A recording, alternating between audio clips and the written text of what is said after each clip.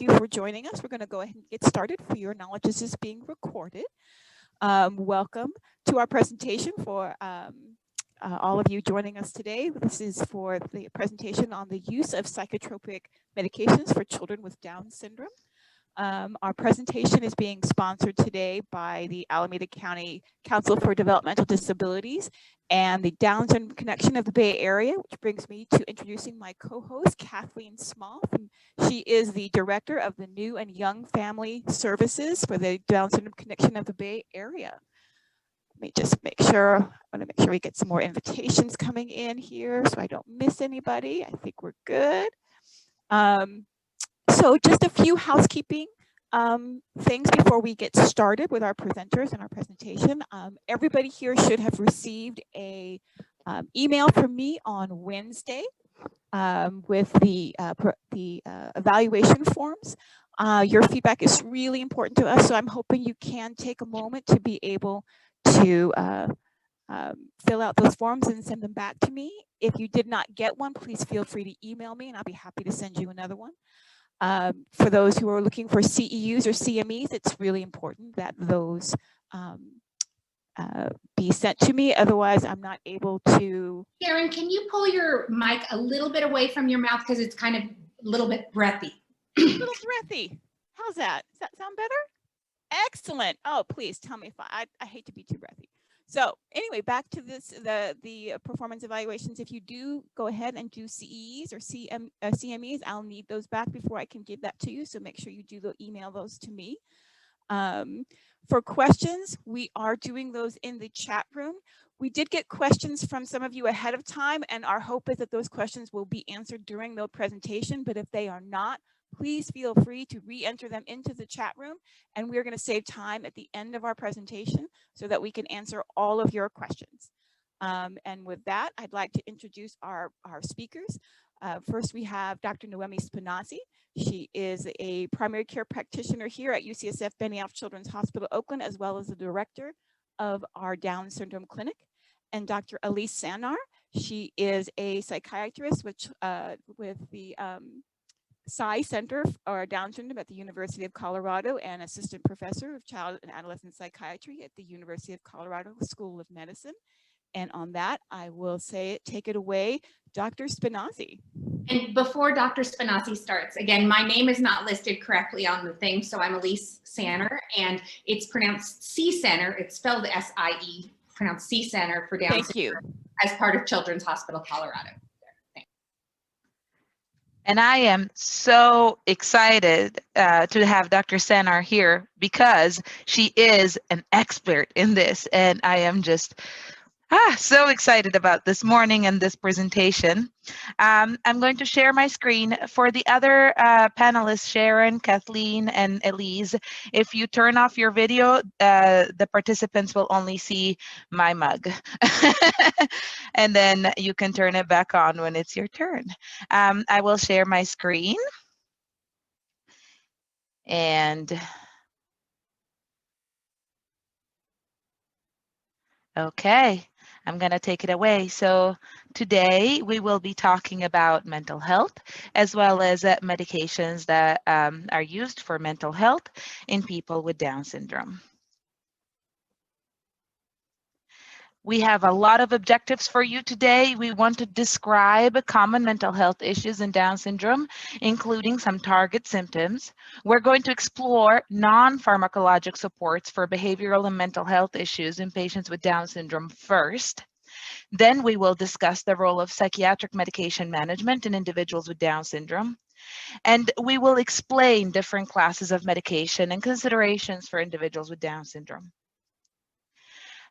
Behavioral challenges as well as mental health conditions are common in individuals with Down syndrome. However, there's little published literature on the topic. So we rely often on clinical experience as well as what is available and that's been published to guide our management. We know that access to specialists can improve the diagnosis of co-occurring behavioral and mental health conditions. But we also recognize that access is often difficult in many areas of the country. And so we are here today to educate you on what we know and we understand, so that you can have conversations with your providers, or if you're providers, in hope that you will feel more equipped in managing mental and behavioral health conditions in our wonderful patients with Down syndrome. I will focus my part of the presentation on what is called disruptive behavior. Examples of what is considered disruptive behavior include things that are impulsive. Maybe it's throwing or grabbing things or yelling or running away. Refusal, which is also sometimes called defiance. Destructive behavior, like breaking things. Aggression towards others and towards oneself, called self-injurious behavior, as well as any other repetitive behavior that impacts social functioning. What could cause disruptive behavior? Well, when I think about what's called the differential, so what could be causing this? In my head, the first question is this something that's been happening for a long time, or is this something that's newer in onset? When I think about something that's been happening for a long time, of course, I wonder how someone's cognitive functioning is impacting their behavior. If cognitive functioning can impact our memory, our processing time, and can be associated with disruptive behavior, as we'll discuss. I think about communication difficulties, and so are we using our body like one big interpretive dance to communicate? I think about actual diagnoses like ADHD, which is linked with poor impulse control, or autism. If it's something that's newer, I think about a new mental health condition as well, because if I'm feeling anxious, or if I'm feeling depressed, or if I've had a traumatic event, then I might present it as a behavior that is considered disruptive when really the cause of it is emotional. I always think about abuse, and I know that that is something tough to think about, especially as parents and people who love our wonderful people with Down syndrome. But it has to be considered as part of our differential. And then we have to make sure that we're not dealing with a new medical problem that is perhaps causing pain or causing disruption, and therefore leading to disruptive behavior. Why would intellectual disability cause disruptive behavior? Well, for one, it can impact how quickly someone learns, how quickly someone processes information, how quickly someone masters a skill. And that can be frustrating, especially if we're working with someone who's not as patient as they should be, and is making us feel a little pressured, and maybe we're feeling overwhelmed, or maybe we're feeling inadequate, and then we are expressing that with behavior that would be considered disruptive. Also, intellectual disability can be linked with communication difficulties. And as I said, if I can't communicate what I say with my words, or with my signs, or with my augmentative device, then I might say it with the way I act. We know in the literature that intellectual disability in itself has been associated with more challenging behaviors. That they're seen in 10 to 15% of individuals with intellectual disabilities in general, based on this one study from 2003. I think, is there attention deficit and hyperactivity?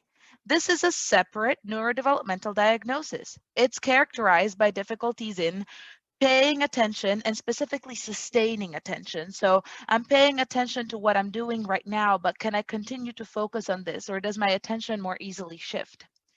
Also can be characterized with more impulsive behavior.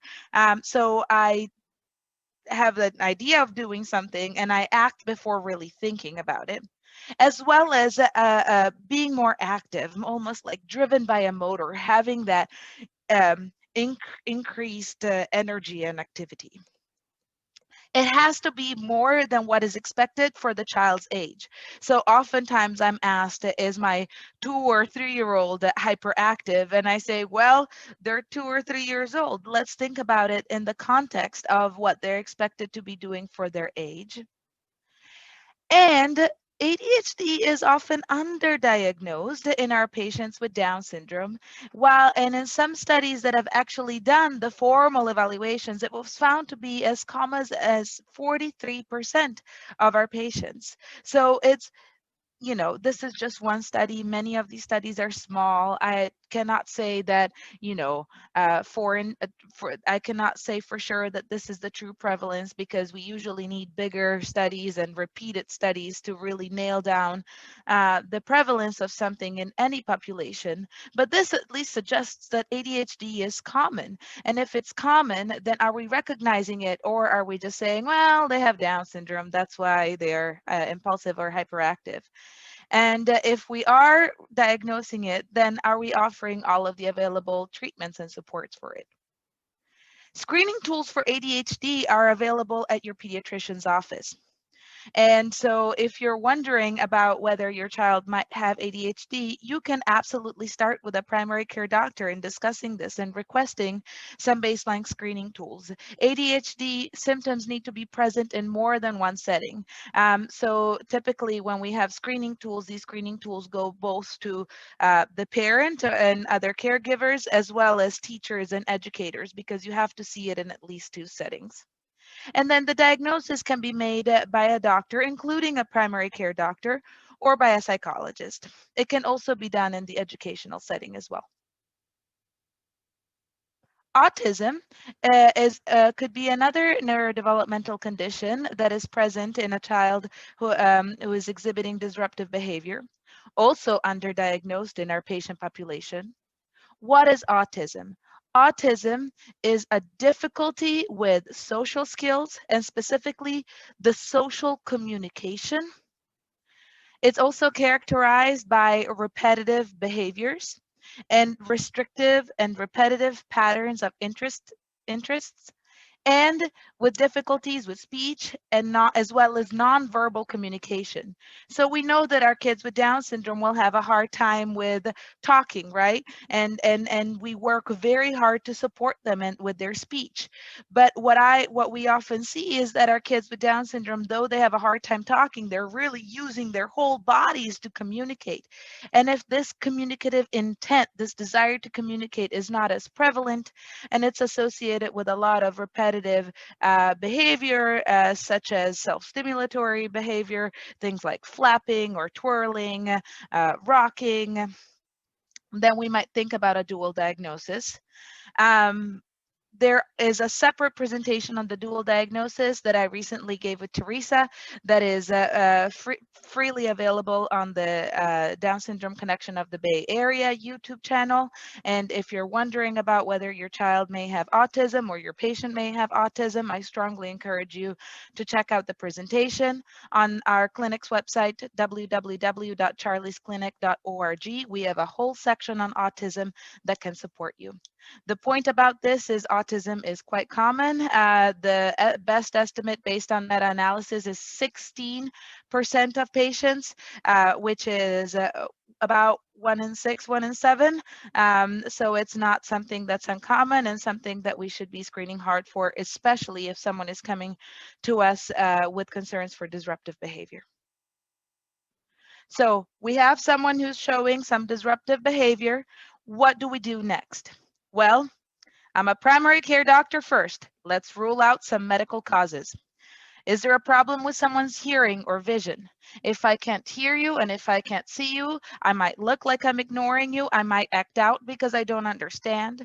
And so checking hearing and vision is super important. Check the thyroid, because I'm a primary care doctor who works with kids with Down syndrome, and so I'm supposed to remind you that we're supposed to screen for thyroid problems at least once a year. And this is one area where I continue to find thyroid problems just by screening alone and not based on symptoms. Think about things that cause pain. Is someone constipated? Does someone have gastritis, irritation of the stomach that's making them upset, or even an ulcer? Does someone have joint pain? We know that some of our patients can have arthritis. Anything else that could be causing pain, What about headaches? Anything or dental issues? Oh my goodness, we know how hard it is to find a good dentist that can take care of our patients. So think about things that cause pain, because if I'm in pain, my tolerance for frustration gets lower and I might be a little bit more irritable, right? And then if I don't have the words to tell you that I'm in pain, I might act out to let you know that I'm in pain. And then think about sleep. We do have actual studies that show that restless sleep behavior can be predictive of concerns of impulse control. And we'll talk a bit later about how sleep apnea is very, very common. It is not always associated with symptoms. And so we have to screen hard for sleep problems in our patients and not rely just on, oh, well, I don't hear them snore that much at night, so they must be fine.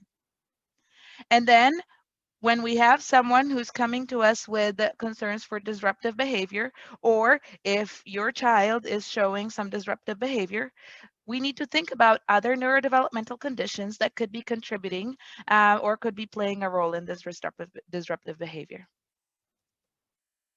And then the next part that I want to talk about is what is there to support.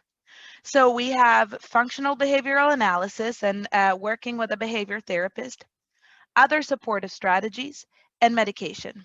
So my part will focus on the non-medication options, and then the second part of this presentation will focus on medication. So let's talk about functional behavioral analysis. So first of all, what is behavior anyway? Most behavior is communication.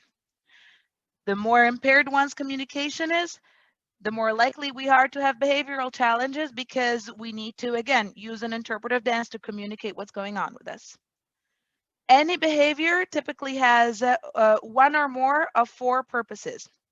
I want attention, look at me, because misbehaving will get someone to look at you. Access, I want something. Escape, I want to get out of here. Or sensory, what I am doing is serving a purpose for me, and I can't quite explain to you why, but that's why I'm doing this.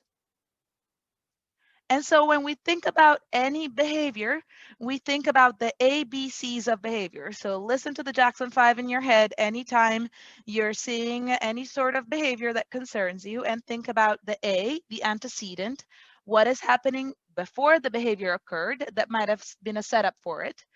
B, what is the actual behavior? What are we actually seeing that we're going to work on? And C, consequence. What's coming afterwards? Because usually what's coming afterwards is informing why it keeps happening.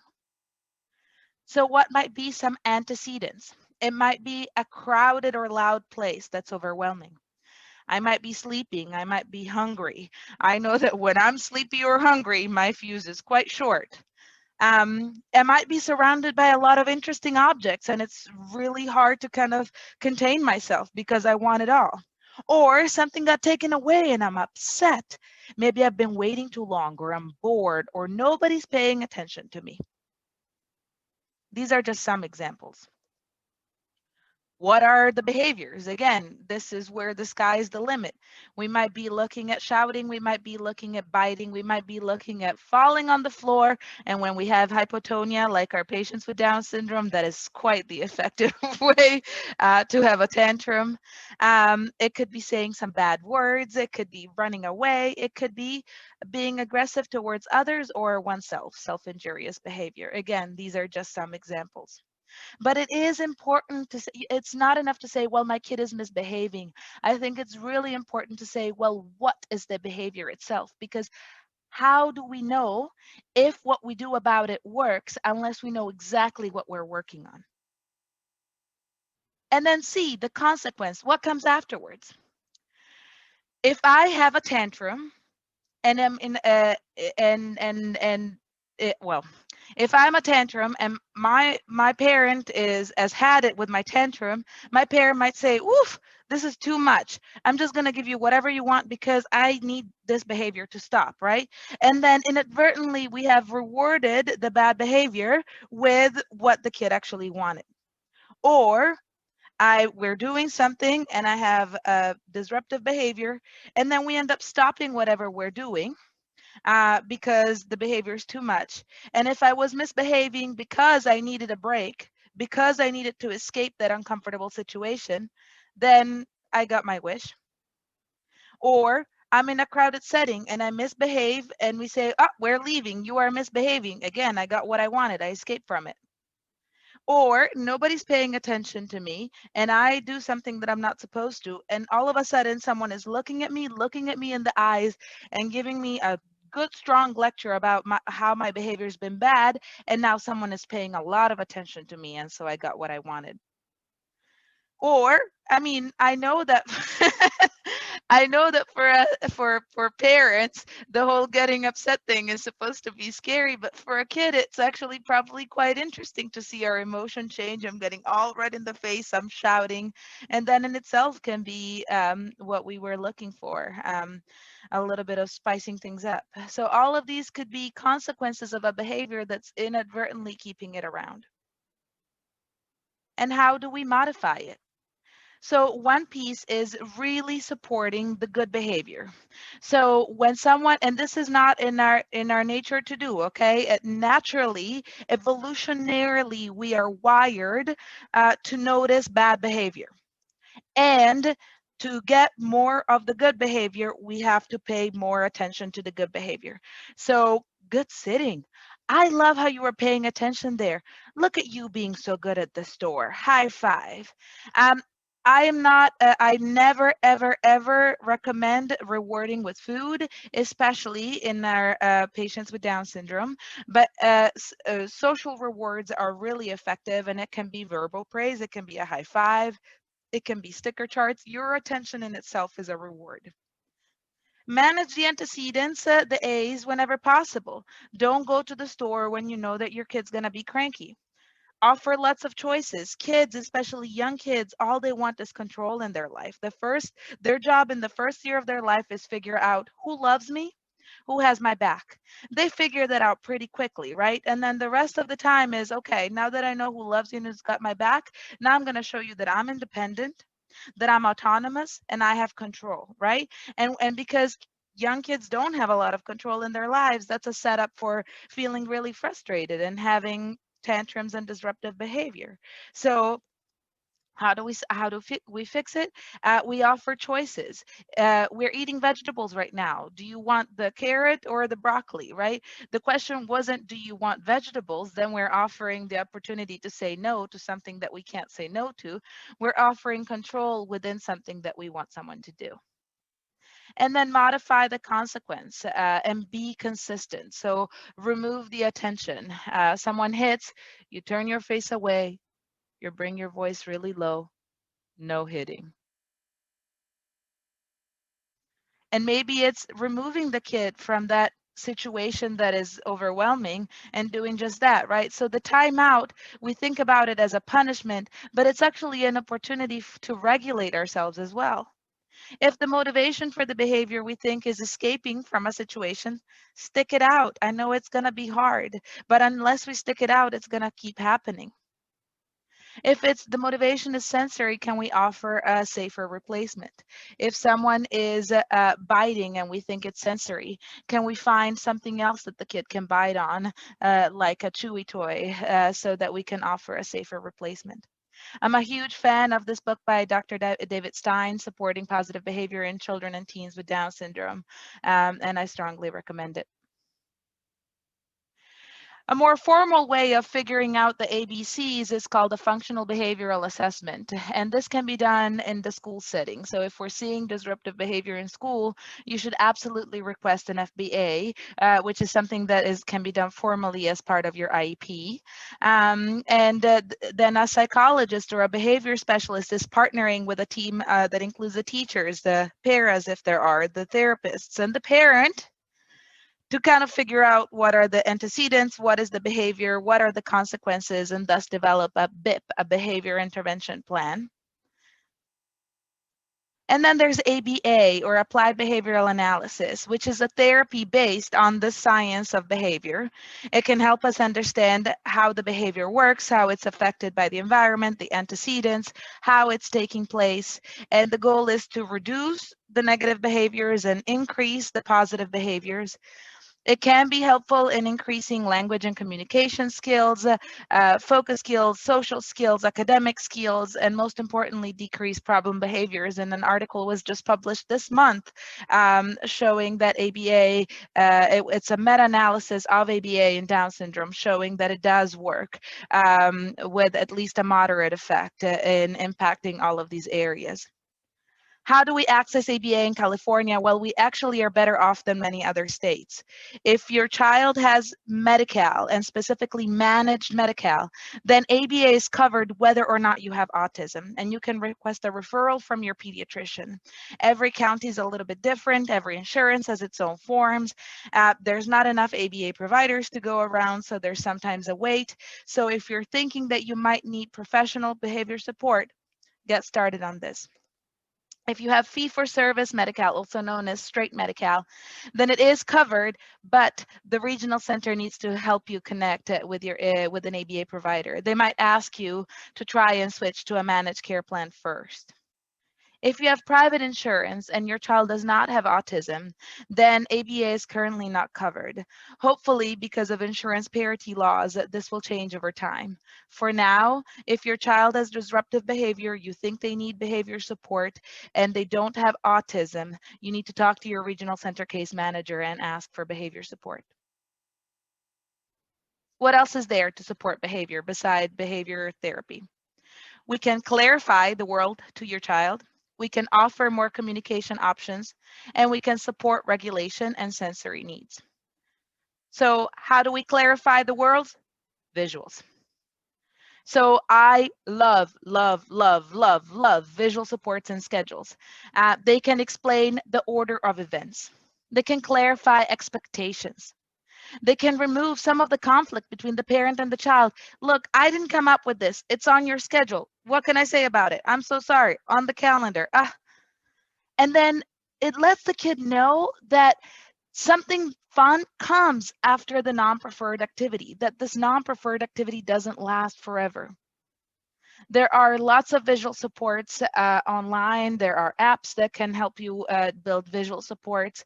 Your school can help you come up with visual supports. If you go into a special education classroom, it's going to be filled with visual supports. And so if your child is receiving special education services, either in a special education class or with a special education teacher or professional, then they can help you with this. First, then, is a very effective strategy. First, we do this, then we do the other thing that you really, really like. And then as your kid gets better with this, it can be first, then this, and then the reward. You want to start simple and increase the complexity of a visual schedule with age and mastery. If you start your very first visual schedule with something that has 17 steps, it's not going to be successful. It's going to be overwhelming. Actual real life pictures are going to be easier to understand than drawings. So if you can, take actual pictures. They're best if done in color. I like laminated things with Velcro in the back so you can continue to reuse them. But if you don't have Velcro, we've had a year of pandemic. You probably have 50,000 Amazon cardboard boxes there. You can put some tape in the back of whatever you've printed out and use some cardboard to do just that. And then again, can the school help? Can an ABA provider help? Can the doctor help? Consider having a completed column. This can create a feeling of great agency for a kid, right? So I was supposed to do this and I move it to the done column. And then as I mentioned, there's lots of apps that you can search first, then apps, visual schedule apps, and they can help you build this. And they promote independence too, because it can assist your kid in completing a multi-step task that they might otherwise have gotten lost in without the visual support. And we want to foster that sense of independence and autonomy. Whenever someone tells me, oh, my kid is stubborn and stubbornness comes with Down syndrome, I get so upset about it. I'm like, why are you calling it stubbornness? It's persistence. Think about how it can be so much harder for someone with Down syndrome to learn to walk, to learn to talk. If they weren't so persistent, what would be the point of of persisting to get there, right? And so I think that we have to also recognize some of that stubbornness as a gift and as a strength, and then just kind of redirect the stubbornness and work within it to really foster autonomy and independence. I love timers. I especially love visual timers. This lets someone know that an activity won't last forever. And this can be for a non-preferred activity, but also for a preferred activity. So you're going to get the tablet, and you're going to get the tablet for yay much. And when the timer turns green, we're done. And when the timer goes off, we're done. Or for non-preferred activity, also, you're going to brush your teeth until the timer turns green. You're going to do this until the timer turns green. A song can work too, especially for self-care activities that we're not into, but we want to kind of add some fun into it. So we're gonna play the song "How Far I'll Go" by Moana, and we're gonna brush until "How Far I'll Go" is done. Social stories are also really helpful and really grounding. Social stories are just a bedtime story or a cool book, and the cool book has the coolest character in the world, your child. Okay, and it's about a very specific situation or event, probably one that we're struggling with, and it discusses the sequence of event as well as the expected behavior during that time. It is best that if it has a lot of pictures and not too much wording, and you want to read it over and over and over so that the expected behavior kind of becomes second nature. And again, it can be really grounding. So we can clarify the world to the child with visuals and timers and social stories. And then what do I keep saying? Behavior is communication. So if we're having disruptive behavior because we can't express what we want or what we need to offer more communication options. And that's called augmentative communication, because life is hard when you can't express yourself. So sign language is the most portable. It's understood by many educators and therapists. It is easy to incorporate into daily life and quite easy to learn, with the expectation that we're not going to become ASL interpreters. Most of our kids are not deaf. We are supplementing our spoken communication with a gestural communication form for the purpose of getting messages across. And again, because there's so many oral motor challenges seen in kids with Down syndrome, including weakness and a larger tongue and a higher arched palate, then having something else that can not only say something that I can't say with my mouth, but also perhaps clarify it if my speech is unclear, can be incredibly powerful. What I hear a lot from a lot of my patients is, oh, my kid tries to tell me something and I don't understand it, and they get frustrated, right? And so how much less frustrating would it be if there were something that could really clarify promptly what the kid is trying to say? I want to dispel some misconceptions. Specifically, there's a myth that signing inhibits speech development. That is not true. The fact is that gestures will not slow down the development of speech, and actually signing can encourage a child's use of words. You can get started with videos, and there's lots of YouTube videos. There's signing apps that allow you to quickly look up a sign. And then Charlie's Clinic put together a signing kit with the help of a speech therapist, Bettina Larude, as well as an amazing mom, Raquel Ramos, who's devoted some volunteer time to this. And it's freely available on our website, www.charliesclinic.org, in the communication subsection. And it has over 180 signs, and it has the picture of how to do the sign, plus a picture, plus the word, because we believe in also supporting other forms of communication, including pictorial depiction of wants and needs. So what I hear a lot is, I ask my patients, how does your kid tell you what they want? And it's often, well, I know. I know when they're hungry. I know what they want. I'm like, yeah, okay, but how do they tell you what they really want? And then oftentimes the answer is, well, they tell me that they're hungry, and then we go to the kitchen and I show them each thing and they tell me yes or no, right? And so how cool would it be if instead there were a very pictorial menu, not with 1,000 things on it. At first, just a few. And say, okay, you want to eat, you're hungry. Do you show me what you want, okay? And have the kid point to the picture of what they want. They can point to it, they can touch it. This is an evolution from the yes and no to using a symbol, in this case, a picture, to communicate what we want and what we need. And this can really build to the use of PECS. PECS is a more formal version of communication. It's called Picture Exchange Communication System. It uses a very standardized set of images. The kid can point to the desired item. It can hand the desired item to their conversation partner. And over time, it can help you build longer sentences. You'll see it often carried around in a binder with Velcro, and different pages will have different themes. Again, I think that it's often helpful to start with actual pictures to kind of introduce the idea that a picture is really, really representing a real thing in life, and then evolve from there to a PECS type system.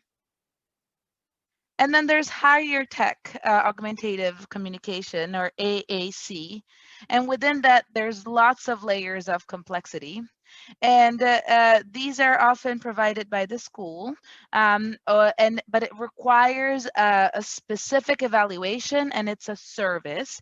And this is something that I strongly encourage with nearly all of my patients. And you need to write a letter where you're requesting a formal evaluation in the area of augmentative and alternative communication. And there's an organization locally, it's called DREDF, Disability Rights Education Defense Fund, that has sample letters, including a sample letter to request to AAC that's already pre-written for you. And your doctor can help you write this letter. And the letter has to come from you, the parent. Any request from the school, you as the parent, you are an equal team member. You are an equal team member. You are an equal team member on the educational team. And so if you request something, if you don't agree with something, if you think that your kid needs something, formally request it. Always ask that it be added to your file. You are entitled to at least one IEP meeting a year, but you can have as many IEP meetings as you need to address your kids' needs, okay? Again, it's a myth that exposure to AAC impairs communication. In fact, children with exposure to AAC simply learn to use multiple modalities of communication, unlike kids who are not exposed to AAC, okay? So having a device will not stop you from talking, it will augment your talking. And I just want to pause and also say academically, I know that this is not a talk on AAC, but academically, as we move grades, right, then we're expected to show comprehension. And how can you show comprehension of something that you have read if you don't yet have all the words to show comprehension, right? And so an AAC device is not just for simply requesting things or saying that you don't like something. It can really be used in the educational setting to show mastery and comprehension as well. And then the last thing I want to talk about in terms of helping a kid with disruptive behavior is supporting their sensory needs. So when we think about senses, when I learned about the 5 senses in school, I learned about vision, I learned about hearing, I learned about smell, taste, and touch. In fact, there are at least 3 more senses. Proprioception is the feeling of my body in space. Interoception is everything that's going on inside our body. So the little gurgling in our belly, for example. And then vestibular is our sense of balance. So there's actually 8 senses at least, not just 5. And sensory, there's a difference between the sense itself and the processing. So when I touch something, right, my little nerve endings in my hand feel that I touch something, and that information travels up my arm on a nerve to the brain, and the brain has to interpret that as something got touched, and has to process it, and then has to decide what to do about it, right? And that's called sensory processing. And so sensory processing is different for different people, and it can be different between senses. And a lot if not all of our patients with Down syndrome will have some differences in sensory processing, and that can produce an inappropriate response. If something that's supposed to be low key is interpreted as being really overwhelming, a kid may become dysregulated and quote unquote misbehave. If, for example, what should be a normal light in a room feels like strobe lights at a disco, then that can get me really dysregulated, and then I might misbehave. On the other hand, if I'm underwhelmed by something, if just the sensation of my body in space is not alerting enough for me, then I might act hyperactive or misbehave, because I actually need to increase my level of alertness. So that sensory processing can really impact our behavior. And when we think about treatment goals for sensory, there's both responding to a kid when we think that they are not well organized in a sensory situation by supporting them in that moment, but also preventing, so providing some baseline regulation to decrease how often we're having that dysregulated behavior. I think of it just like, when it's better to eat a little snack when you're a little bit hungry than wait it out and then get hangry, right? So the same is true for sensory needs. And so there are many activities that can regulate arousal. So different textures of food, such as crunchy or sour or spicy, they can impact our level of alertness. Some may be alerting, some may be calming, and every kid is different. So you want to kind of test things out with your own kid. Deep pressure tends to be calming. So strong hugs, hand hugs, weighted lap pillows or weighted wet vests or blankets, although don't sleep with a weighted blanket. It can be too much weight on the chest, and we already have issues with sleep apnea and hypoventilation. As fidgety toy can be helpful, because then that can help with our level of alertness, something like a spiky ball or something that can help my level of alertness. And if I'm getting lost, then it can also give us in an activity, it can provide a sense of purpose. So instead of saying go to dad, it can be bring your spiky ball to dad, right? And then that feeling of I'm doing something and it's a purposeful activity can get me to comply with an activity. Rocking in general is calming. I don't know how much I've rocked so far in this presentation, but whenever I see a video of myself presenting, I'm rocking, and that can be calming. Thick foods can be organizing, so sucking a thicker thing like a smoothie from a straw can be organizing. And then heavy work, so pushing, pulling, any sort of weight-bearing activity, hanging or climbing, all of these can be activities that can be organizing. And then warm and dark tend to be calming things that we can do. I want to call out the Down Syndrome Connection of the Bay Area. If you are local and you're a family or a provider, the Down Syndrome Connection of the Bay Area is a jewel of an organization, and they actually have explicit support in many areas, including education, as well as augmentative and alternative communication. And they actually have a series of very helpful videos. And as well as if your child has a dual diagnosis of autism, they can offer free consults, and they've been doing a webinar series. Strongly recommend touching base with the Down Syndrome Connection, both if you're a parent as well as if you're a provider, if you're looking for more support. I've talked straight for about 45 minutes, so at this point, I would like to offer us all a 5-minute break. It can be a potty break, it can be a stretch break, it can be a make yourself some coffee break. It is 10:45. We will start again promptly at 10:50. I hope you are all back from your break. And we are going to get started. Dr. Elise Sennar, please take over. Okay, thanks. So I'm Dr. Elise Sennar, and I am a child and adolescent psychiatrist at the C Center for Down Syndrome, which is our Down Syndrome clinic at the Children's Hospital, Colorado. So I'm in Denver, and very excited to share some of my thoughts with you guys today, and I'm grateful for the opportunity to do that. So thanks for letting me be a part of the presentation. As Sharon mentioned right before we went on the break, I had answered some of the questions that were in the question and answer, and Dr. Spinazzi, I'm sure, will be answering some of the questions as I talk. And if there's things that we didn't fully answer in terms of just writing it down, please then, as we open up to questions at the end, let us know. Okay, so here we go. I'm going to talk a little bit about psychiatric medication, specifically thinking about our population of individuals with Down syndrome.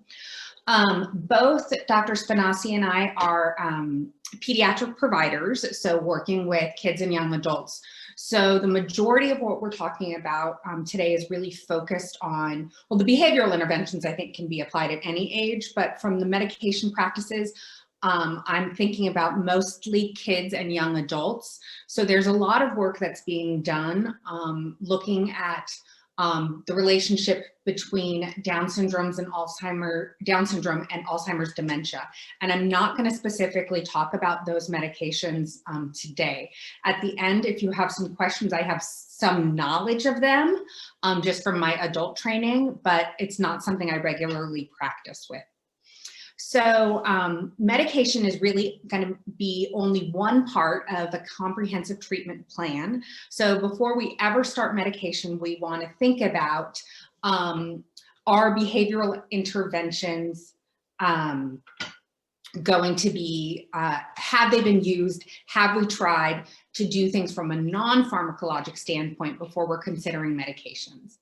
And so things we think about are there comorbid psychiatric disorders? Are there associated medical conditions? Or are there other things like communication deficits, changes in environment that might be affecting the individual's presentation?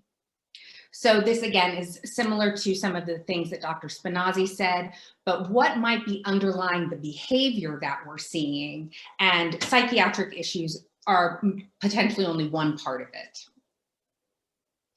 What we know is that there's not a whole lot of evidence, specifically randomized controlled clinical trials that look at medication intervention in Down syndrome. There are some studies that are looking at medication interventions for symptoms of Alzheimer's dementia, but much fewer, very few, if anything, in kids and young adults looking at behavioral challenges. When we think about a diagnosis like of attention deficit hyperactivity disorder or major depressive disorder, the diagnostic criteria that we have are really based on individuals who do not have intellectual disability.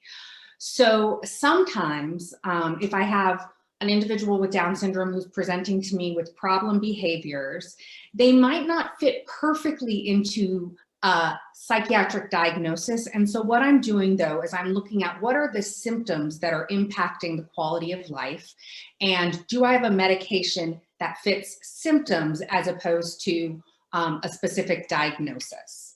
And again, thinking about what else might be at play here besides just psychiatric issues that can be addressed with either behavioral interventions, strategies for communication, and of course looking at are there medical issues like hypothyroidism, like sleep disturbances or obstructive sleep apnea that we can address before thinking about psychiatric medication?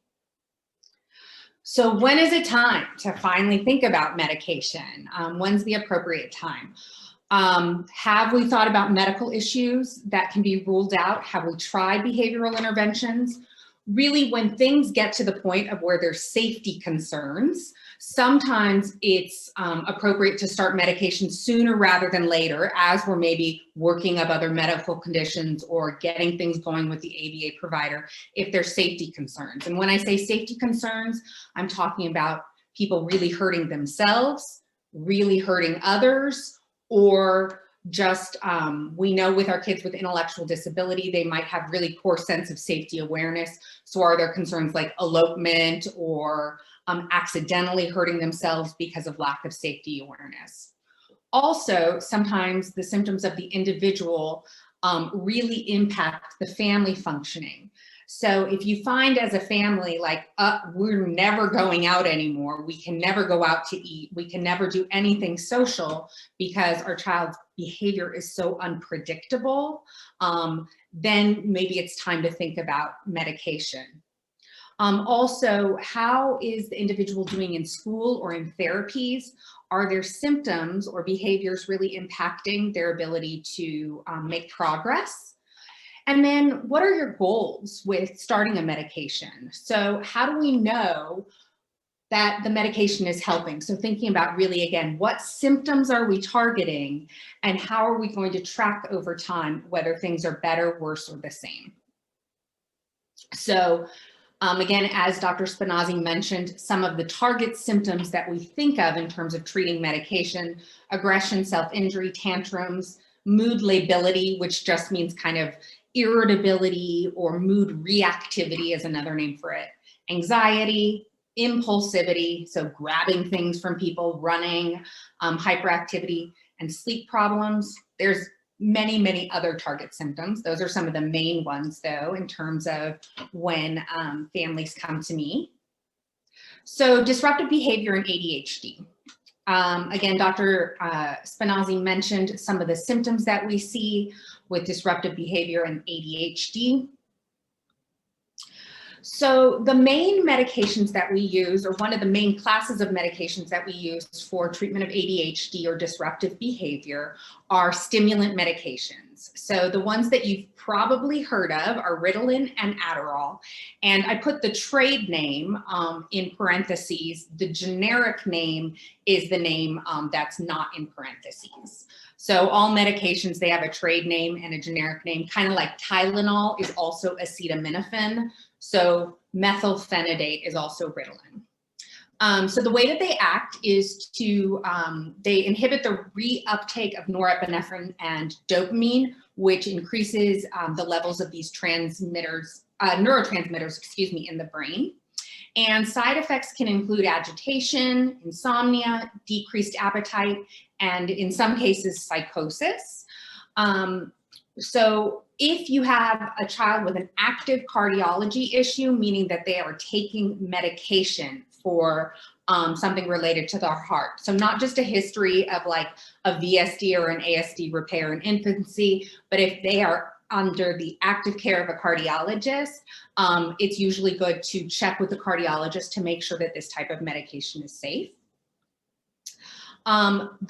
Positive things about stimulants is that they've got a really quick onset of action. So if a parent tells me like, yep, we're going on spring break, we want to try something for spring break, they would be able to see over the course of a few days, is this working? Is it not? Do we need to change the dose? Can the child tolerate it? Also, there's lots of available formulations. So there's long-acting medications that are taken once a day. There's immediate release medications that are taken a couple of times a day. There is a patch that you can wear. It comes in liquid, it comes in chewables. Some of the formulations like liquid and chewables particularly are not always covered by Medicaid. And I know the system in California is a little bit different than Colorado, but sometimes you have to be a little bit more creative if you don't have private insurance in terms of getting things authorized. I put some brand names of some of the medications that you might have heard of there. And not everything is methylphenidate or amphetamine salts, but a lot of them are like derivatives of these types of medications. They're all working in a similar capacity. So there's another type of medication that we use frequently for ADHD and disruptive behavior called an alpha agonist. And how I typically explain this to families is that it kind of affects like the fight or flight response. So if we think about our level of arousal, sometimes kids with ADHD or disruptive behavior, they're always just kind of like running a little bit high. And so the idea is not to sedate them, but can we bring that level of arousal down just a little bit to make things feel a little bit more manageable? So there's two medications, clonidine and guanfacine, that fall within this class, and those are the brand names in parentheses there.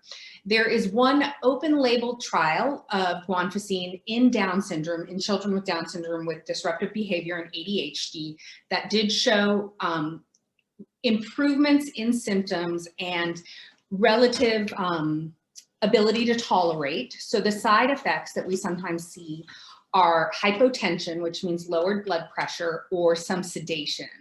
I oftentimes will choose this class of medication prior to going to stimulants, based on whether it's cardiac history or sleep issues. Again, sometimes there can be agitation with the stimulants.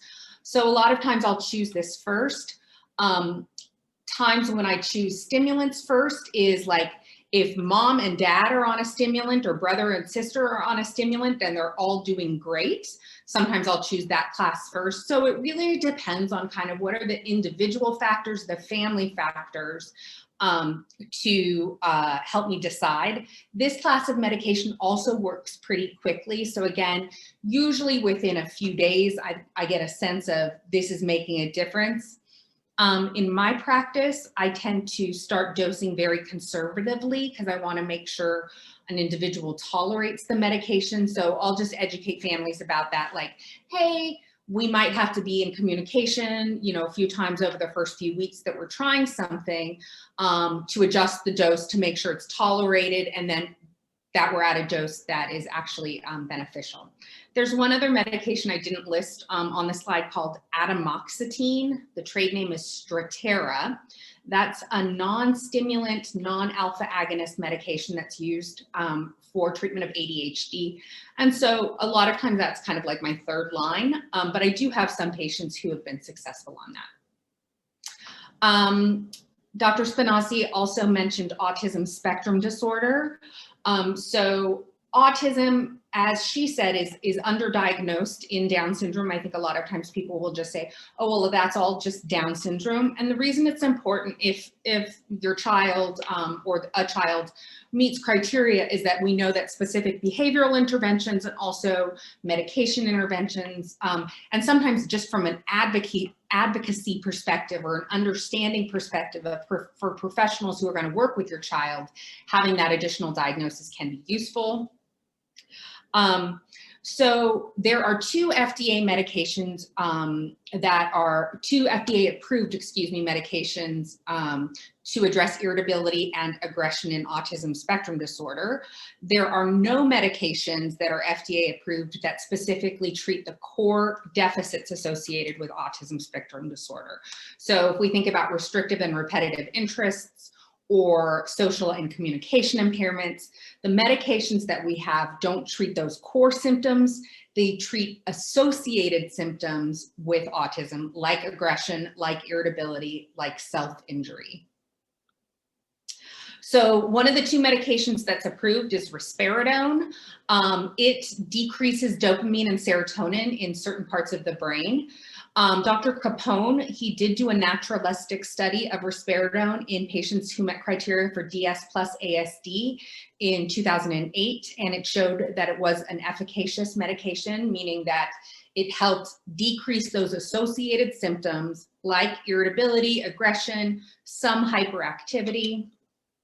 The downside is that this is a medication that has can have a pretty significant side effect burden. So weight gain. So in about, I think it was a 12-week study, so that's 3 months, there was an average weight gain of about 7 to 8 pounds compared to the group that was on placebo. And this was in the initial trials in autism, so not autism plus Down syndrome, but the specific trials that the drug company submitted for FDA approval. Sedation, sialorrhea, which basically means excessive drooling. And this can be an issue too. If we think in Down syndrome with folks who already have a large tongue, they might have difficulty closing their mouth to begin with. And then if they're having excess drool, it can be a little bit messy. And something called extrapyramidal symptoms, which are like abnormal movements. So these are kind of like tics or sometimes a tremor. So something to be aware of. Risperidone increases a hormone in the brain called prolactin. And this can cause, with elevated levels of prolactin, something called gynecomastia, which is basically the development of breast tissue. And so you might have seen commercials like, did your child develop breasts while on risperidone? You know, join this class action lawsuit. I think we have a much more increased awareness of the possibility of this side effect now. And so are conservative in dosing and really educate families when we're choosing this medication for kids. But it is something definitely to educate, that families need to be educated about. And then impaired glucose tolerance, basically what this means is that if there is enough weight gain and increased appetite, that you can get on the road to develop diabetes. So looking at all these side effects, you may think like, oh my gosh, these are horrible. Why would I ever, choose to put my child on this type of medication? And I think the answer is because it can be really, really effective and life-changing in terms of decreasing those behavioral symptoms. Again, things really impacting quality of life. So irritability, constant tantrums, aggression, self-injury, property destruction. So it's definitely not my first choice for medications because of these side effects, but sometimes, especially when there's big safety concerns with the behaviors, I think it's a very effective medication, and when used kind of thoughtfully can really sometimes make a huge difference in people's lives.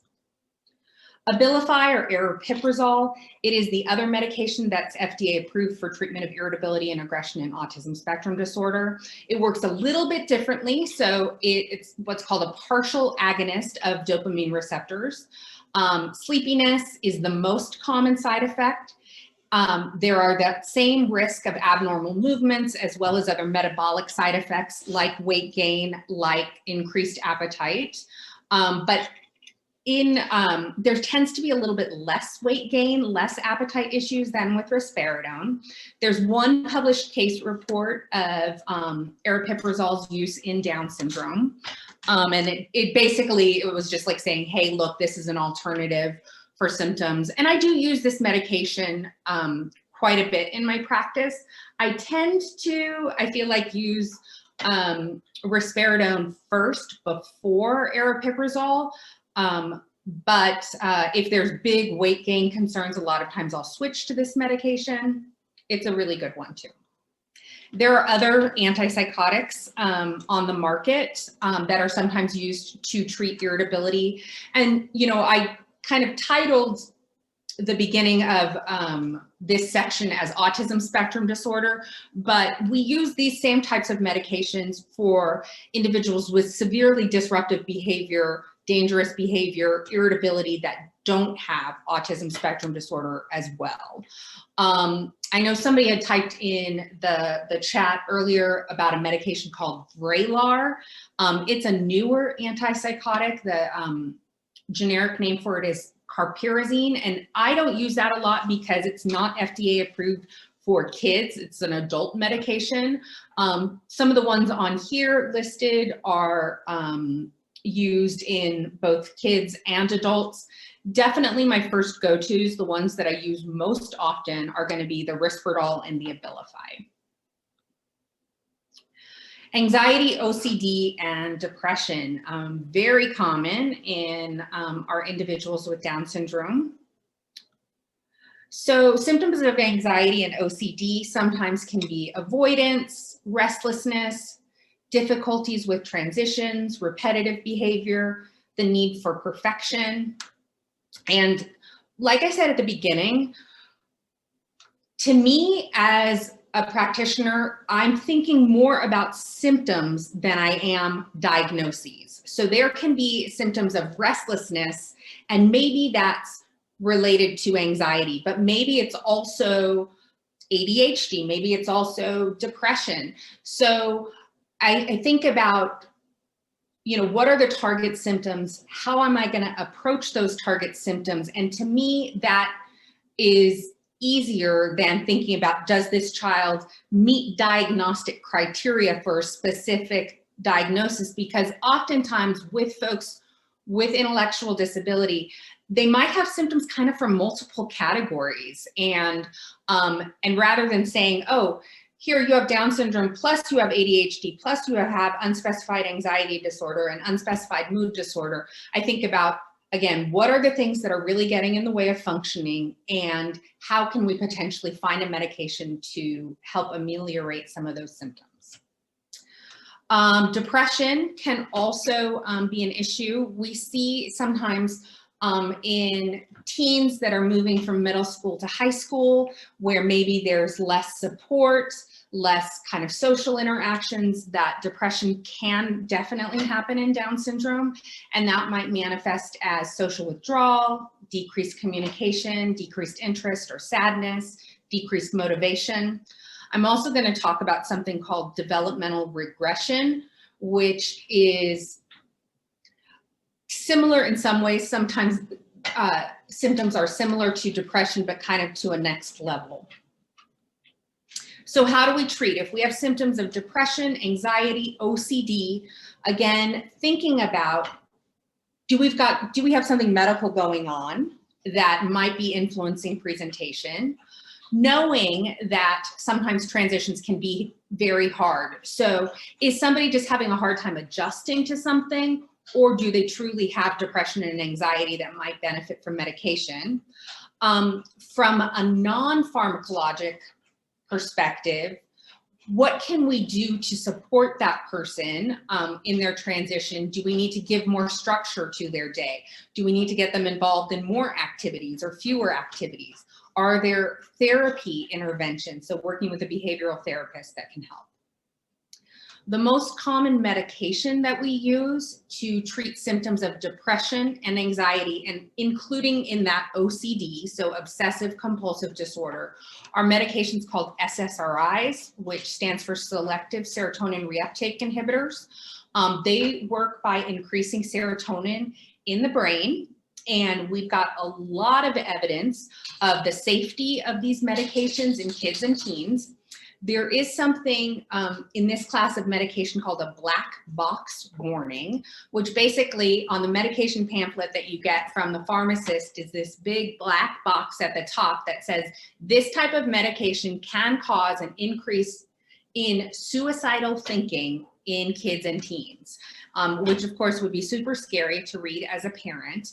But the way that that typically manifests in individuals with intellectual disability is sometimes just increased irritability. So how I counsel parents is that this type of medication, when we start it, it usually takes about 4 to 6 weeks to really see a benefit. You have to take it, it's usually a once-a-day medication. But if you notice that your loved one is starting to be more irritable, more aggressive, not sleeping, increased self-injury within that first week to first 2 weeks, then likely they're not tolerating the medication. We stop it, and then we talk about, okay, do we want to try a similar medication from the same class, or do we want to do something different? What did we see? And what were our target symptoms to begin with? So usually, again, based on the communication level of the child, the intellectual level of the child or young adult, they might not say like, hey, I'm thinking about suicide, because they might not even have a conception of what that is, but it might manifest as behavior of like, I don't feel good and I'm going to act out in a way. And so again, really educating families to know what to look for, especially in our patients that have communication impairments and might not be able to tell us with their words how they're feeling. I listed the names of some of the common medications in this class. And then developmental regression. So this is sometimes referred to as Down syndrome disintegrative disorder. What this is it is an abrupt and significant decline in skills. And usually it happens in adolescence and young adulthood or young adulthood. And it's in individuals who are not old enough to have developed symptoms of dementia or Alzheimer's. So if somebody says, hey, I have a loved one, and they're starting to have this significant difference in their skills, they have Down syndrome and they are 38 years old, most likely that's a manifestation of symptoms of Alzheimer's or dementia. If the same thing is happening in an individual who is 17 years old, it is most likely the sign of a psychiatric illness that we have to treat. And whether it falls under this umbrella of developmental regression or a different diagnosis, or is the manifestation of a medical issue like hypothyroidism or untreated obstructive sleep apnea, all of those are considerations. But again, in this adolescence or young adulthood period, it's not Alzheimer's disease.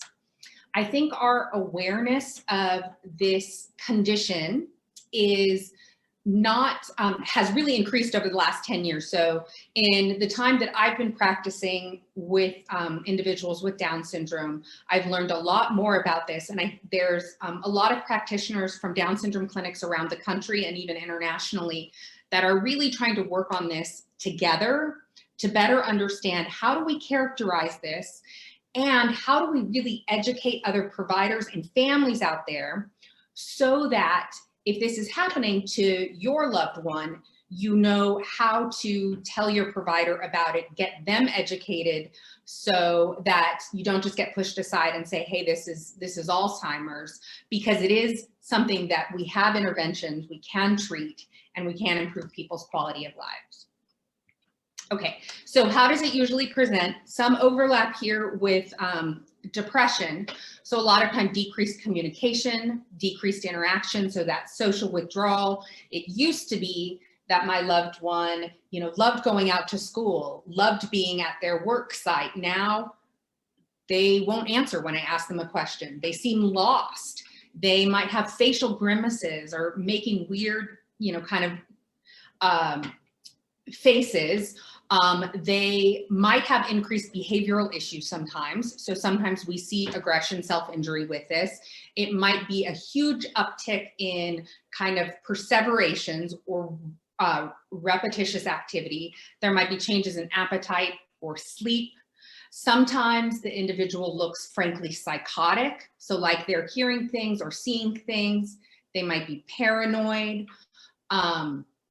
One question that had come up was this question about self-talk. So we know that self-talk is super duper common in Down syndrome, and that is not a sign of psychosis. The place where we have to be concerned with self-talk is there a change in the quality of the self-talk? Has it, skyrocketed? Does the individual seem emotionally distressed when engaged in self-talk? That might be the symptom of a psychiatric problem or a mental health issue. But just regular self-talk in Down syndrome, we know that's just a feature of Down syndrome. It's not psychotic. It's kind of a coping skill that we know that folks with Down syndrome use to kind of process their day or process their understanding of the world. So in developmental regression, again, sometimes called Down syndrome disintegrative disorder, a lot of times, I would say most of the time, these individuals also meet criteria for something called catatonia. Catatonia is a movement disorder, and it can be associated with marked slowing of movement or sometimes agitated movement. Sometimes people get stuck in a movement. So they're actually starting to eat and it seems like they can never just get going, or they're walking someplace and just freeze and get stuck and they just can't seem to move. They might have kind of a very flat face, less facial expression, less engagement. So when we have an individual who presents with us, and again, this is usually a pretty abrupt onset of change in skills, we want to make sure that we're not missing something from a medical perspective. So a lot of times we'll try and collaborate with our neurology colleagues. This can be the result of something called like autoimmune encephalitis. So sometimes there's a brain MRI that's suggested, an EEG, which is to look for seizures, a lumbar puncture, which is also called a spinal tap. We do blood work, we look at sleep study, hearing, vision, and also psychiatric evaluation. I was actually just part of a group that's working about this issue around the country, part of our Down syndrome medical interest group, and we were talking about this yesterday.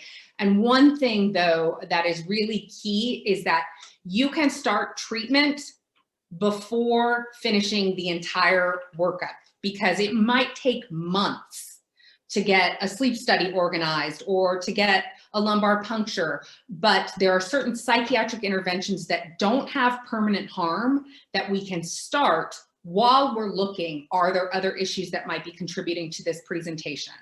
And again, I don't know if any of the folks who are listening today have experienced this with a family member or have heard about this phenomenon, but it's pretty devastating. Families will say like, I went from having my child to having my child's body, and they're like possessed, or they're just not there, they've just gone away. And so a very, very devastating type of change in function. Treatment, obviously, we want to treat any medical issues there. So is there a thyroid issue? Is there sleep apnea? Do we need to think about celiac? All of those kinds of things. If there's abnormalities in a neurology workup, then they might be treated for autoimmune causes. That might include IVIG, which is intravenous immunoglobulin, prednisone, seizure medications. And then from a psychiatric perspective, the first line of treatment, if there's catatonia, is a medication called lorazepam. The other name for that is Ativan.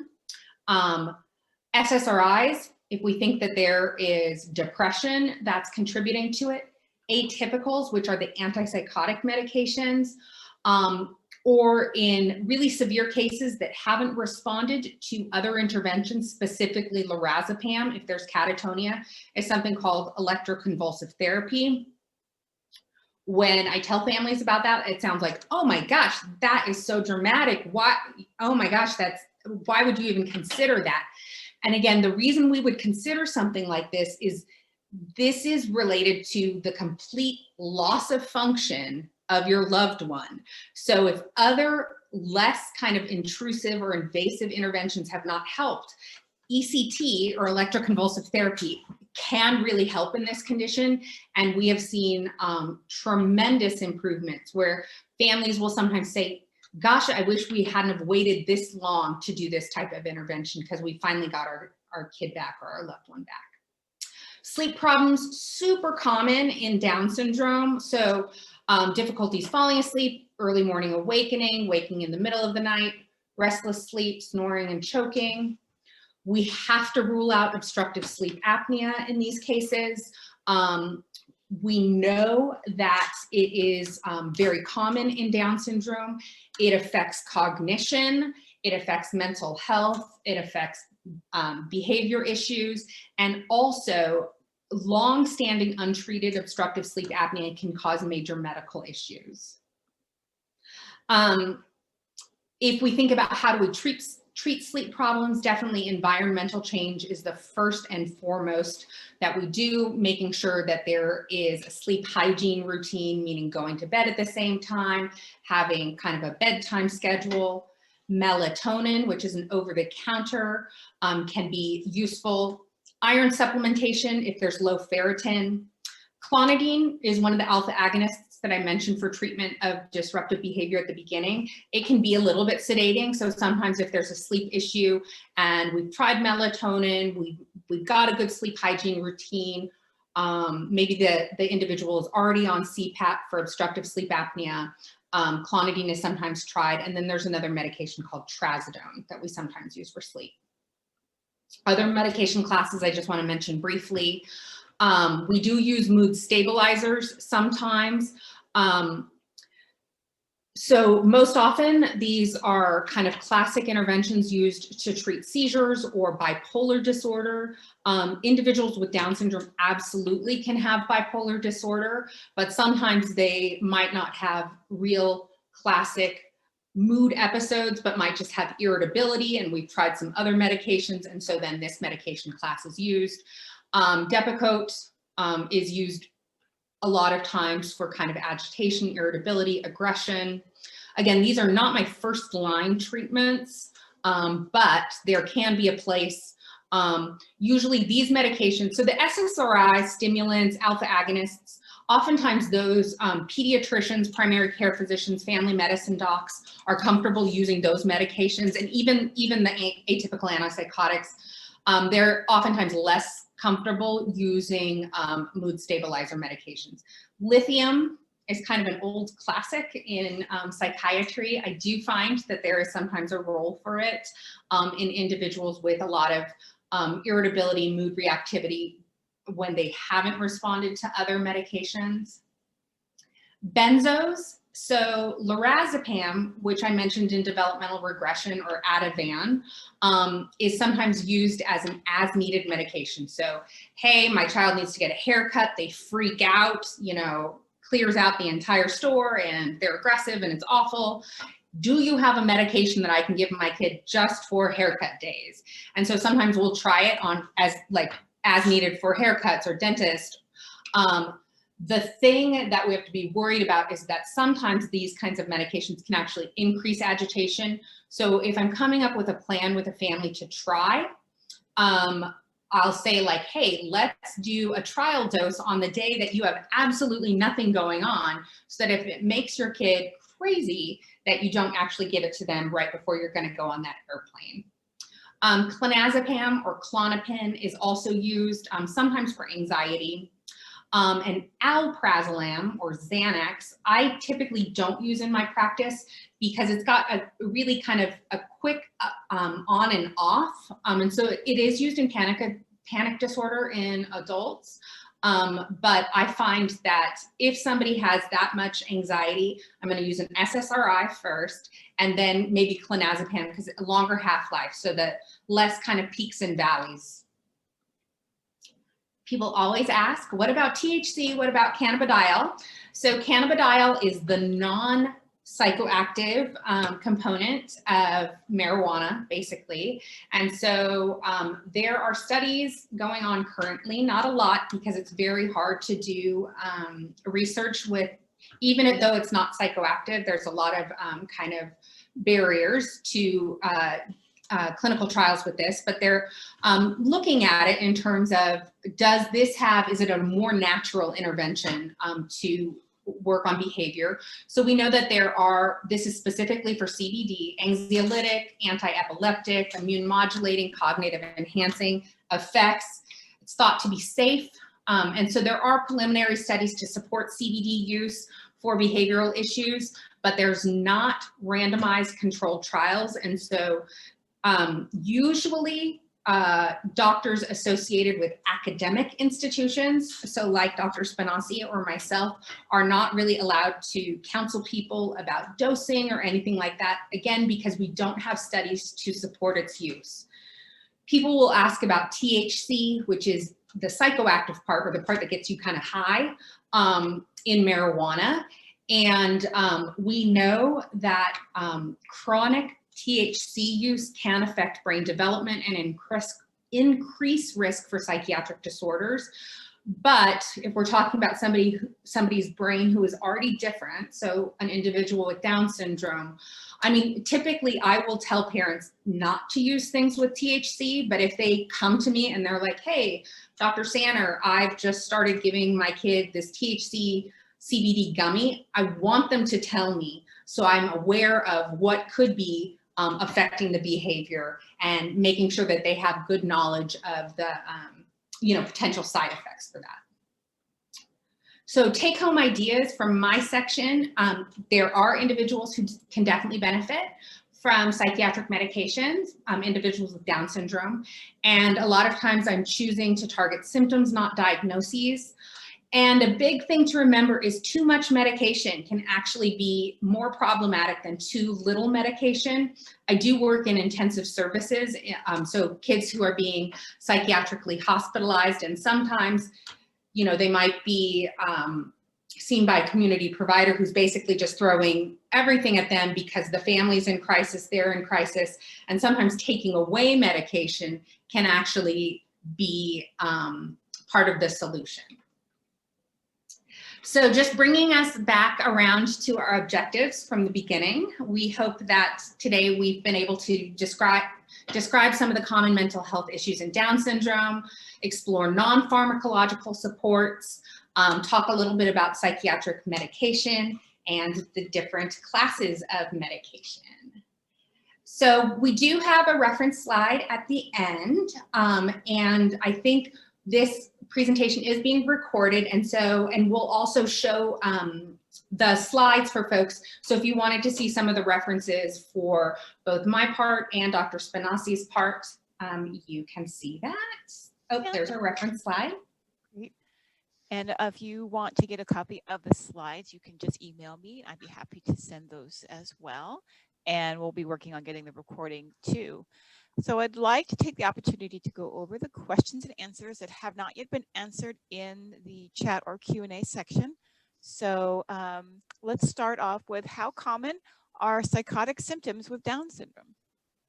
I would say not super common, but they definitely can happen. So a lot of times in those individuals who have developmental regression, we will see psychotic symptoms. But can an individual with Down syndrome have schizophrenia? The answer is absolutely yes. But the things that we're seeing most commonly are like anxiety, depression, disruptive behavior. But so how symptoms of psychosis might manifest: so seeing things, hearing things, hallucinations, paranoia, so feeling like somebody's trying to hurt you. I have one patient who I'm treating right now, and she feels like there's snakes under the bed, and so every night before she goes to bed, she has to have mom and dad, you know, walk around, make sure, shine the lights to make sure that there's no snakes. And she is now being treated with an antipsychotic medication. So it can happen. It's not super common, but it is out there. And I think that if there is psychosis, really, a psychiatrist should be involved in the medication management of that. And Elise, I'm going to step in and ask, sometimes patients, when they develop with Down syndrome regression, they can look like they are, in a way, scared of what's going on around them, and might be talking to themselves in whisper if they're still retaining language, or grimacing. So how do you tell apart regression from psychosis? Yeah. So sometimes it has to do with the timeline. It has to do with associated symptoms, and sometimes there's a trial and error. So I had a young man who came to me in my practice. Based on the timeline, I thought this is regression. I gave a good solid 2-week trial with Ativan. He had some symptoms of catatonia. He wasn't getting any better. The more the mom told me, I was like, you know what? I feel like we need to give him an antipsychotic trial. Now he's on an antipsychotic and is actually getting better. So sometimes there's some trial and error. If we think it's regression, again, looking at, have we looked at other medical causes? What workup has been done? Those types of things. Okay, next question. For catatonia, is using clozapam as effective as lorazepam? Is there a difference beyond being in a system longer and only needing it twice a day? So I would say, you know, most kind of classic treatment algorithms for catatonia use lorazepam or Ativan, but there is not, there's no contraindication, meaning it is okay to use other classes of benzodiazepines, but I think that this individual maybe had some other questions about maybe it wasn't working very well, or the symptoms actually seem to be getting worse. And so with that, I would ask the individual provider who's prescribing, was there a reason that lorazepam or Ativan was not chosen first? And certainly if there's a concern that symptoms are getting worse, then talking about, hey, is this really catatonia, or do we have to think of a different treatment intervention? Okay. Our next question is, what is the outcome of developmental regression syndrome? I had to treat catatonia for 1.5 years, and now we continue with the atypical. And after 4 years, I'm starting to see improvement in mood. So developmental regression, because it's something that we still don't know a whole lot about, I think it's really variable. And so we have some families who their loved ones return 100% to baseline with intervention, and whether that's psychiatric medications or ECT.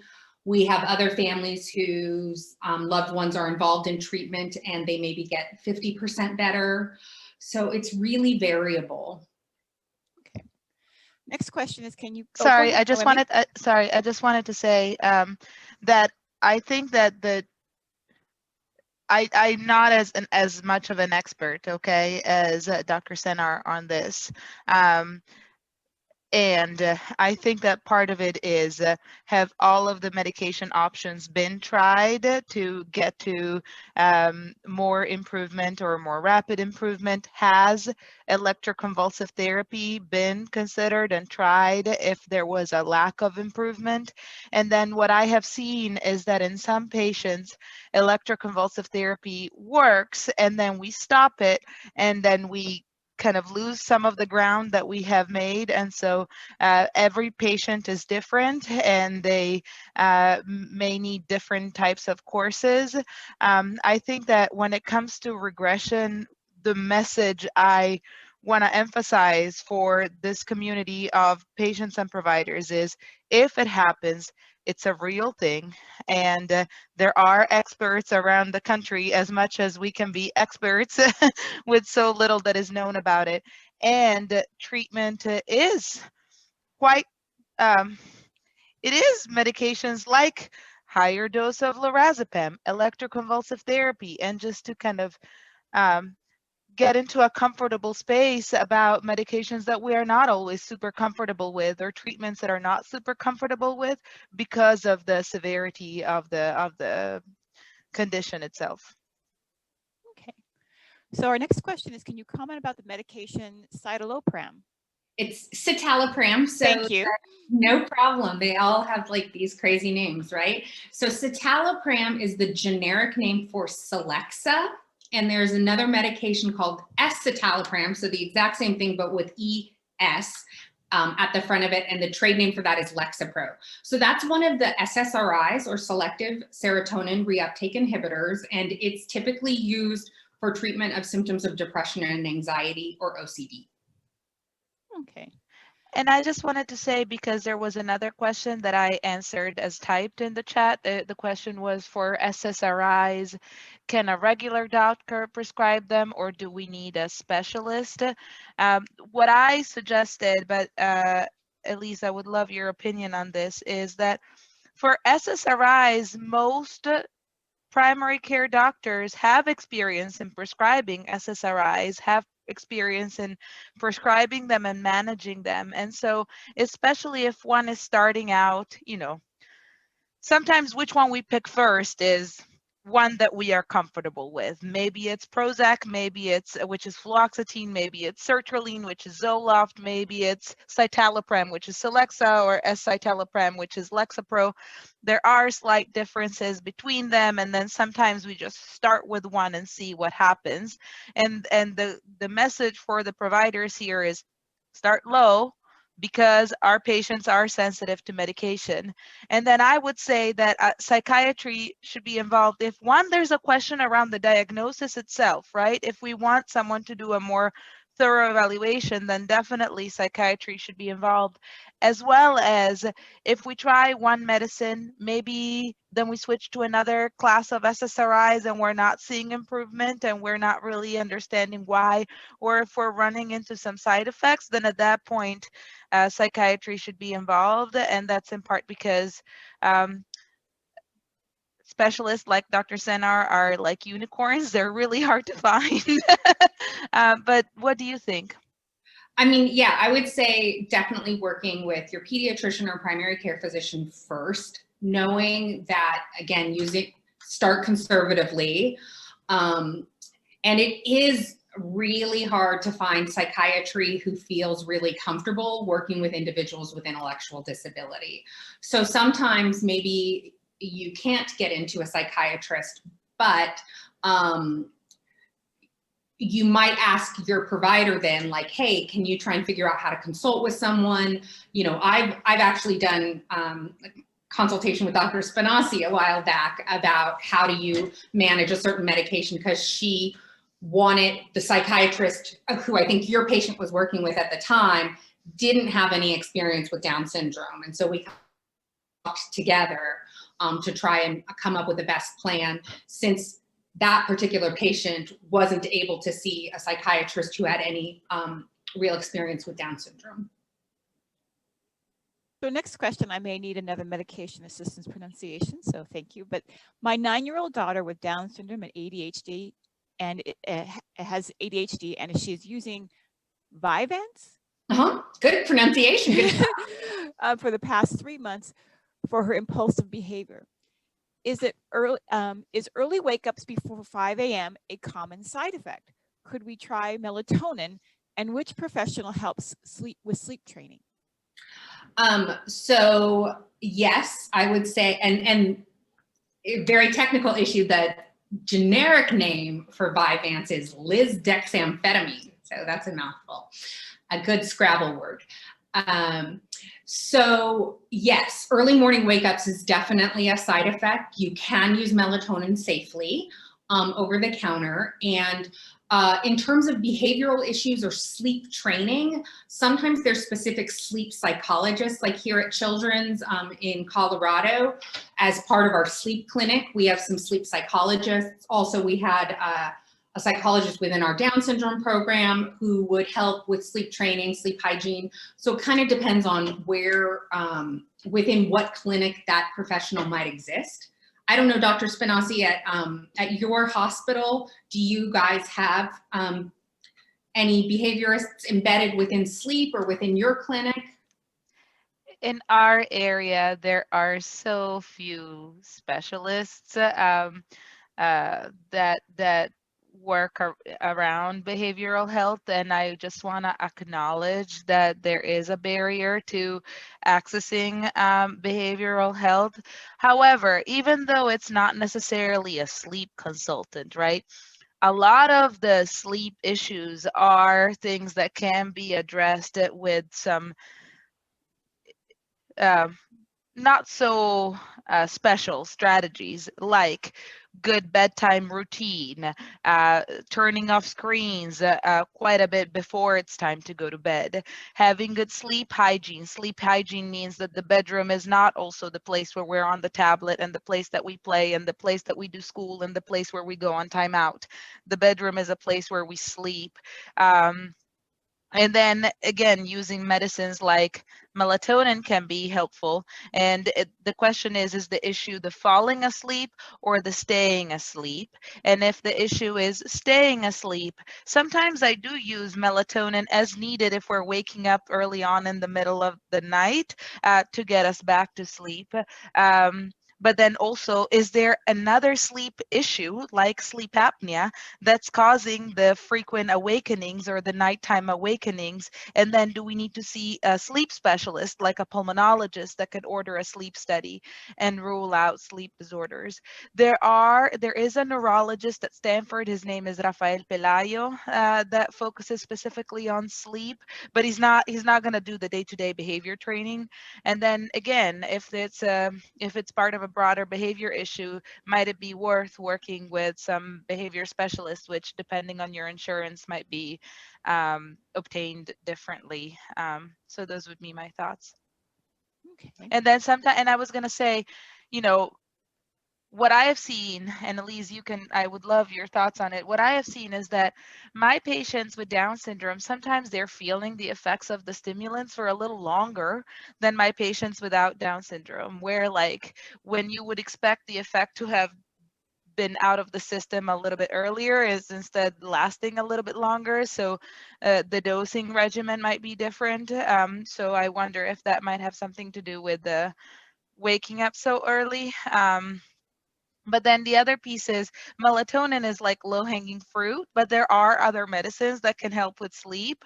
And so, and if we're not sleeping well, then we're going to have more disruptive behavior. And so that to me is always a weighing of what is the risk or downside of adding another medicine with the benefit of really sleeping well. And that is a very individualized decision based on the kid. Okay. So you might have already answered this question, but I'm going to ask. But are there particular SSRIs that you like to use? I know with our neurology department, they like Zoloft, thinking that there is a risk of seizure with Down syndrome youth, and maybe Zoloft is preferred. So my personal favorite SSRI is escitalopram or Lexapro. And the reason that I like that one is that I feel like it's the cleanest of the bunch. Zoloft is great. And it's also called sertraline. In my experience, I feel like people have a little bit more GI issues or gastrointestinal, so like upset tummy, diarrhea, things like that with Zoloft. But Lexapro, escitalopram, it's a pill, whereas Zoloft comes in liquid. So if I have an individual who needs a liquid, oftentimes I'll do citalopram instead. But so much of it, I think, really depends on the individual provider's practice. And so because I choose Lexapro as my first line almost all the time, I have much more experience with it and therefore much more success. And they're really all very, very similar. And so, and the risk of seizures there is not different between any of the SSRIs. So that would not be a consideration. It would more just be what is the individual provider's practice. Do you need a liquid medication? Insurance sometimes has to do with it too. Okay. How much credence do you put in Genosepticeye testing through Genomind? So for those of you who are not aware, there is something called pharmacogenomic testing, which is basically, it's like a mouth swab, and it looks at an individual's kind of how they might metabolize different medications, and that might guide medication decision making. So I personally put very little stock in it, and I feel like it muddies the waters more than it does clarify things. There are other providers who really like it. If I have a parent who comes to me and says, hey, this is my kid's Genomind testing, or will you please order Genomind testing? There's also, what's the other one called? GeneSight, and I think that there's probably a third one too that's out there. I'll talk about the positives and negatives, and usually I try and convince them not to get it because I feel like, again, it kind of muddies the waters. What it's telling us about is how is a medication metabolized, and it doesn't tell us anything about, is this medication actually going to work for my child? Okay. I just want to say one thing, and that is that also Genomind testing, it looks at how specific genes that make specific things in our bodies that break down medicine and interact with medicine are made, but everything that they talk about in terms of the conclusions are based on some scientific studies, none of which were done with kids with Down syndrome. I have gone to some of their presentations and I always ask that question and the answer is always nope. So I think that that answer around Genomind, in my opinion, is also weighed based on our audience by the fact that they're not talking about our patients specifically. And so what is the impact of whether you have that protein in the liver that breaks down this medicine when you have Down syndrome, and maybe your brain is also interacting different with the medicine, right? Like the information that Genomind and other assays are based on is not based on our patient population. And so until we have the data, it's going to be really hard to comment on how to use it in our patients. And I do think maybe 10 years from now, 15 years from now, as we learn more about what different things mean, it might be helpful. But at this point in time, I feel, because I think it would be great, right, if we could do a little swab and tell you this is the medication for your child. And so there's this fantasy of like, yeah, this is going to be the answer. And I think it just doesn't pan out that way. Okay. So you guys were very kind to answer a lot of questions earlier in the Q&A session, but they're interesting questions that I just think maybe if we want to ask them out loud for other parents and other participants, I think would be interested. And one of the first was probably more directed for both you, but also Dr. Spinazzi. What are your feelings about raising our children bilingual with respect to delayed expressive receptive language development? Bilingualism does not impede language development. We do not discourage the use of two languages in the home. I think that communication is a gift, and having more than one language exposure is totally fine. Also, when we are speaking in our home language, then our vocabulary tends to be richer, and there's more feeling and emotion in it. So if my primary language is Italian, right? And I'm not super fluent in English, then I'd much rather that you speak to your kid in Italian and have all of the words and all of the feelings that come with it, and you're feeling real good about communicating, as opposed to trying really hard to speak in a language that's not your own because you're thinking it's better for your kid, because it's just not going to be as complex in terms of the language that you use.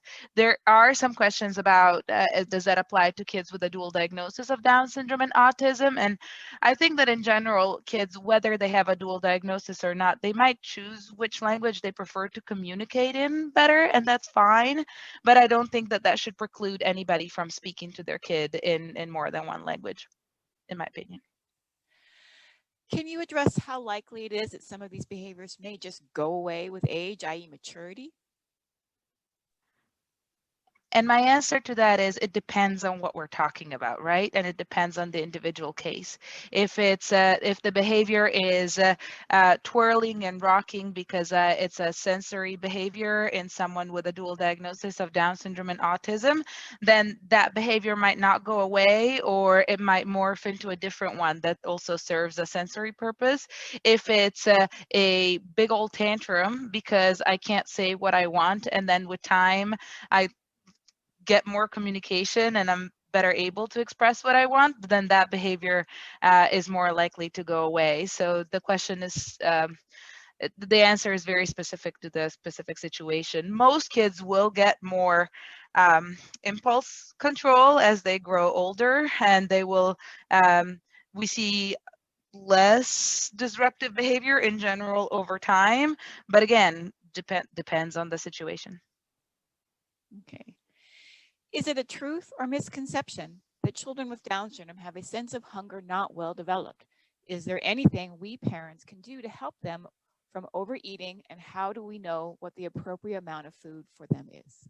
Yeah, so we know that leptin and other hormones that regulate hunger work differently in people with Down syndrome and might lead someone to not feel full, so decreased satiety, and then more desire for eating. And so we actually do know that hunger works differently in people with Down syndrome. Also, eating feels good. Eating is immediately rewarding and pleasurable, and so it's an easy soothing mechanism, and not just for people with Down syndrome. And so definitely eating is something that we see. Asking for food and wanting to eat more often than one might expect is something we see a lot. And I think that there's a lot that we can do, saying things like, not yet might work better than just saying flat out no. I like the idea of putting stop signs on things like fridges and cabinets that are on when it's not time to eat, so that it's a visual for it's not time to eat. Redirecting to a different activity. Are you eating because you're bored or you're upset? And so trying something different. And then if we are in a place where we really need a snack, what are some low calorie filling snacks like that are fibrous, like cucumber sticks, like celery, like carrots, like jicama, like watermelon, or a big glass of water, things that can kind of curb a little bit of that hunger. Is cognitive behavioral therapy a good alternative for anxiety and depression for people with Down syndrome? Yes, I think it can be very good. It depends on kind of the functioning level of the individual, as well as is the therapist aware of how to make adjustments to typical cognitive behavioral strategies for individuals with intellectual disability. I agree. Okay. And Dr. Spinazzi, I'm sorry, there was a question in the chat about the microbiome. I was just about to read it out loud. Okay, so go for it. Go ahead. Go ahead. Oh, any thoughts on the microbiome and psychobiotics? And if so, whether there might be any special considerations in people with Down syndrome? I realize it's still new and pretty wide open right now. Yep.